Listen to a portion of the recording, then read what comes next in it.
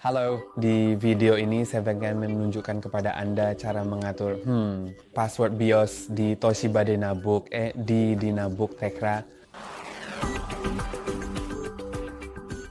Untuk melakukannya, Anda harus berada di BIOS yang bisa diakses dengan menekan tombol F2, dan jika Anda tidak mengerti caranya, Anda bisa menonton video di channel kami tentang hal itu.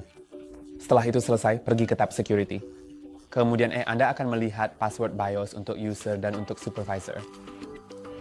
Keduanya cukup berbeda. Password supervisor memberi Anda akses ke semua pengaturan di BIOS.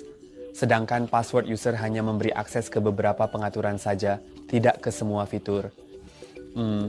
Jadi ini sangat berguna jika Anda misalnya adalah sebuah organisasi atau hanya pemilik laptop, dan jika Anda menyewakannya kepada seseorang atau hanya meminjamkannya, apapun itu, Anda bisa mengatur password supervisor Anda sendiri dan password user mereka dengan sesuatu yang berbeda, sehingga mereka hanya bisa mengubah beberapa pengaturan saja, tidak semuanya. Karena di sana pertama-tama Anda perlu mengubah mengatur password pengguna password supervisor.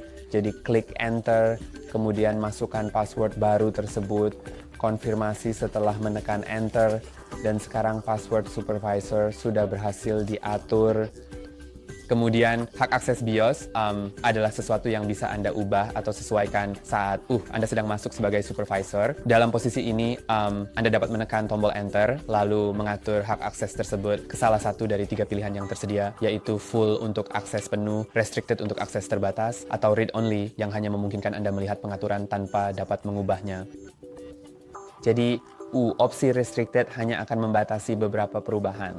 Opsi read only hanya akan memungkinkan orang yang hanya memiliki password pengguna untuk membaca isi BIOS saja, lalu password pengguna juga bisa diatur. Ingat untuk mengaturnya berbeda dengan password supervisor karena di sini tidak ada sistem login.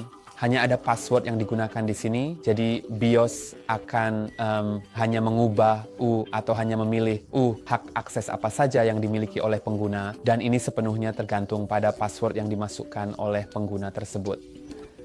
Dan kamu juga bisa melihat bahwa dengan password supervisor sebenarnya ada kemungkinan bahwa beberapa fungsi tertentu akan terbuka. Jadi jika password supervisor memang belum terdaftar, maka beberapa opsi atau fitur mungkin tidak akan ditampilkan atau muncul di BIOS, sehingga aksesnya menjadi terbatas. Dan untuk mengubahnya cukup klik pada bagian tersebut, lalu masukkan password yang sekarang, dan sekarang kamu bisa menghapus password dengan menekan enter tanpa mengetikkan apapun. Kemudian pilih ya untuk melanjutkan. Sekarang kamu bisa melihat ada jauh lebih sedikit opsi tanpa password supervisor. Dan ada juga password HDD atau SSD, dan saya akan menjelaskannya sekarang secara singkat.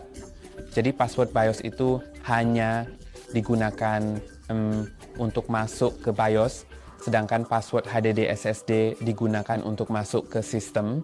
Dan di sini kamu bisa mengatur password master atau user.